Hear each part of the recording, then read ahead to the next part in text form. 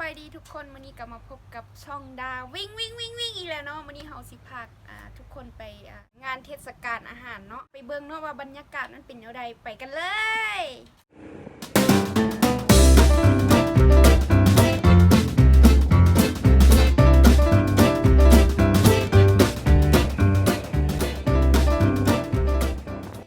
ตอนนี้เรากำลังฮอดแล้วเนาะเดี๋ยวเฮาเข้าไปเบิ่งกันเลยเนาะว่าจะมีอีกงานเล่นไปเลย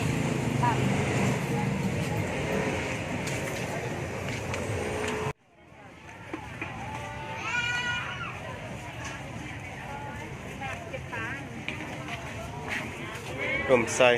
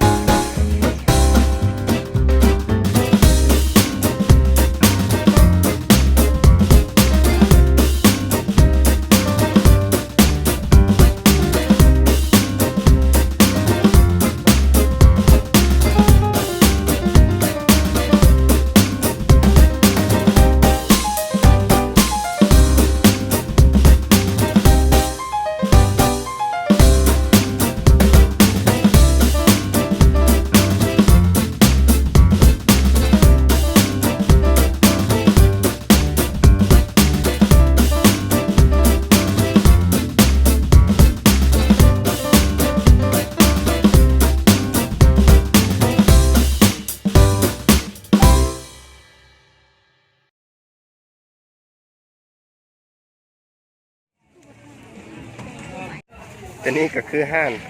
พงศลีทานพงศลีเนาะสบายดีเอ้ยค่ะหลักๆของพงศลีนี่มาเฮ็ดมาแสดงตัวนี้หั่นล่ะโดยมาแล้วเขาจะพุกอาหารพื้นบ้านของอันพงศลีหั่นมาเฮ็ดออกไก่มาได้ศึกษาเป็นละละก็ไม่สานี่ก็มะขวดเอาจะมีเขียวประจำเนาะประจำชาติของอันเดิมแข่งพงศลีเลยแล้วเราเขียวดิไม่มาเฮ็ดอาหารนี่เป็นอาหารออกไก่ได้ที่3ได้ประเภทที่3เนาะพงศลีเฮานี่ได้ประเภทที่3เนาะตัวนี้จะเป็นมะขวดเน่าบ่ขวดเอาพงศลีศาสตร์เลยนี่นะเพิ่น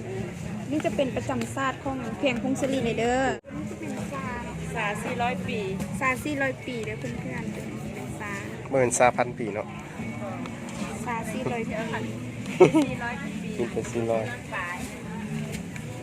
บ่มันต่างเลยตัวนี้มันจะตัวนี้มันของพงศลีเนาะขนมพงศลี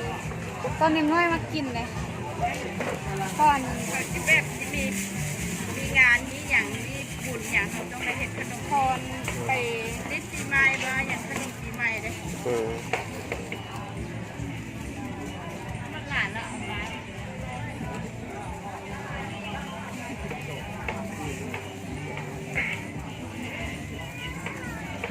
อันนี้เป็นของอันนี้ของแบรนด์ของแม่ของเอ้ยเลยบอกอันนี้เป็นของมันพอได้เห็นขวด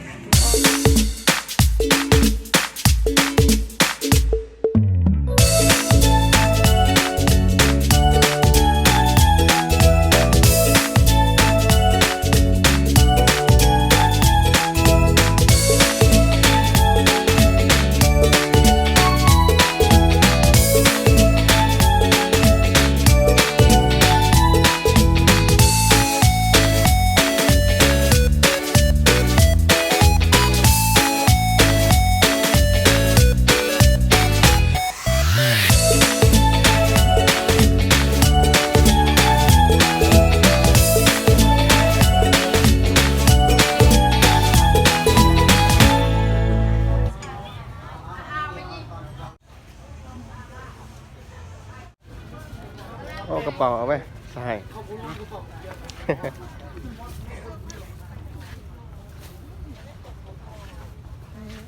ใส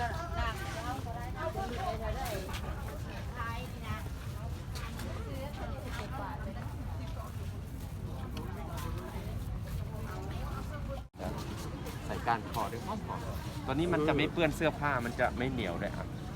ใส่ หอมดีเนาะ มันจะเย็นครับเย็นโล่งด้วยลองดมทาต้นคอก่อนท้ายทอยอยู่เลยท้ายทอยมันจะเย็นคนเฒ่าคนแก่เขาปวดหลังปวดเอวก็ฉีดให้เขาได้ แล้วอีกอย่างเราใส่ชุดขาวก็ทาได้ โอ้กินกินโล่งจมูก สมุนไพรครับ ใช่ค ถ้า รับ เขาใส่นี้ยังกินดีอยู่ คนที่เป็นหวัดคัดจมูกนี่ดมแล้วโล่งขึ้นทันทีเลยยุงกัดแมลงสัตว์กระต่อยนะทาได้ก็ดี แต่ต้องบอกกันอันนี้เป็นสินค้าโอท็อปคนลาวก็จะเรียกโอท็อปนะอันนี้ โอ้ดอก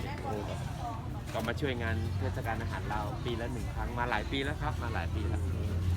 โอ้คากหลาย ผิวลองเลิกแขนเสื้อกันหน่อยดิสาวก็ทาได้หอมตัวนี้บำรุงผิวพรรณดีด้วยแล้วก็แก้ปวดเมื่อยเป็นทูอินวัน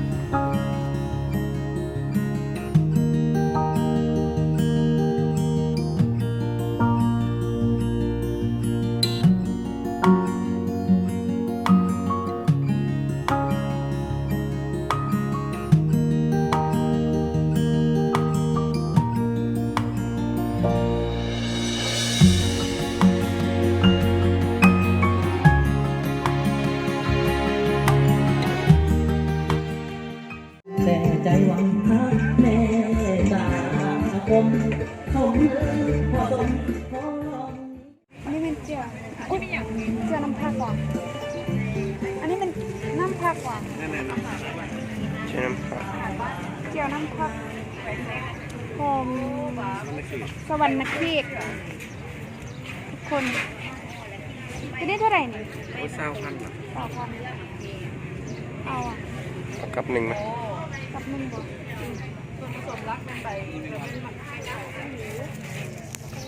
มันจะเนียนน้ำผักอีก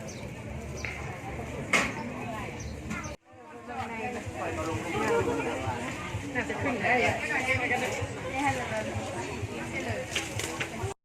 ตอนนี้เราเลาะเมื่อยแล้วเนาะเราก็นั่งพักกินข้าว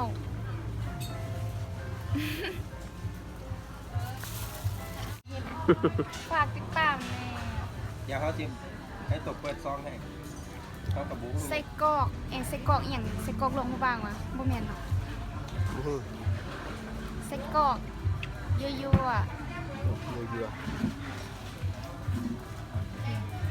ๆป้าออกเดทจริงกินได้นะ แซ่บอันนี้เห็นปะมันจะว่าเห็นไฟไหม้ฮะนะเขาจะมาดับอันนี้เห็นปะ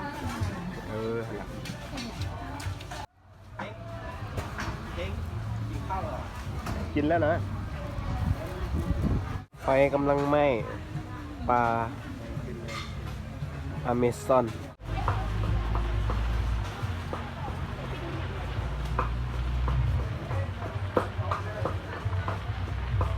โอเคทุกคนตอนนี้เรากามาเลาะตลาดเรียบร้อยเนาะตอนนี้เราสิกลับเนาะก็ได้เครื่องมาติดไม้ติดมือก็คือมีข้าวนอกข้าวนมมีข้าวแรงปืนมีหลายอย่างเนาะเดี๋ยวเรากลับบ้านกินกันเลย